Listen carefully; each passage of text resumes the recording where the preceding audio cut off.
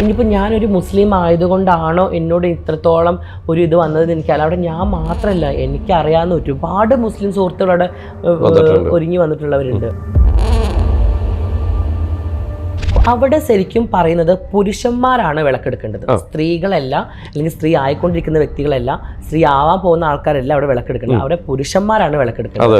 ഞാൻ പുരുഷനാവാൻ ആഗ്രഹിക്കുന്ന ആളല്ല. അപ്പോൾ ഞാൻ അത് വിളക്കെടുക്കുമ്പോൾ ഞാൻ അത് ദൈവത്തിനോട് കാണിക്കുന്ന ഒരു നീതികേട് പോലെ എനിക്ക് എൻ്റെ മനസ്സിൽ അങ്ങനെ വിചാരിച്ചത്. ഒരു ട്രാൻസ് അനുഭവിക്കുന്ന പ്രശ്നങ്ങളല്ലേ ഇതെല്ലാം? ഞാനിങ്ങനെ ആയതുകൊണ്ടാണ് എന്നെ കുറ്റപ്പെടുത്തുന്നത്. പൂർണ്ണതയുള്ള സ്ത്രീയാണ് എന്നുണ്ടെങ്കിൽ ഒരിക്കലും എന്നെ കുറ്റപ്പെടുത്തുന്ന ആൾക്കാരുണ്ടാവില്ലല്ലോ. ഞാൻ ഇങ്ങനെയാണ്, അല്ലെങ്കിൽ ഞാൻ ഈ സോഷ്യൽ മീഡിയയിൽ ഇങ്ങനെ നിൽക്കുന്ന വ്യക്തി ആയതുകൊണ്ടാണ് എന്നെ താറടിക്കുന്നത്. നാദ്രയുടെ ഒരു സ്റ്റേറ്റ്മെന്റ് ഭയങ്കര വൈറലായിരുന്നു. എനിക്കറിയില്ല അത് എന്താ നാദ്ര അങ്ങനെ പറഞ്ഞേ. ചിലപ്പോൾ സ്ക്രീൻ പ്രൈസ് കിട്ടാത്തതുകൊണ്ട് ചിലർക്ക് ഫ്രസ്ട്രേഷൻ കൊണ്ട് പറയുന്നതായിരിക്കാം ഒരു പക്ഷേ. ട്രാൻസ് കമ്മ്യൂണിറ്റിയിൽ തന്നെ ജാസിക്ക് ശത്രുക്കളുണ്ടോ? തീർച്ചയായിട്ടും. എന്തുകൊണ്ടാണ് അങ്ങനെ ശത്രുക്കൾ വരാൻ? പൊതുവെ ട്രാൻസ് കമ്മ്യൂണിറ്റിയിലുള്ള ഒരു പ്രശ്നം എന്ന് പറയുന്നത്, ഒരാൾ വളരുന്നത് അല്ലെങ്കിൽ ഒരാൾ കയറി വരുന്നത് ഇഷ്ടപ്പെടാത്ത വ്യക്തികളുണ്ട്. അനന്യയുടെ കേസ് ഞാൻ പറയാം. അനന്യയ്ക്ക് സർജറിയിൽ ചെറിയൊരു പിഴവുണ്ടായിരുന്നു.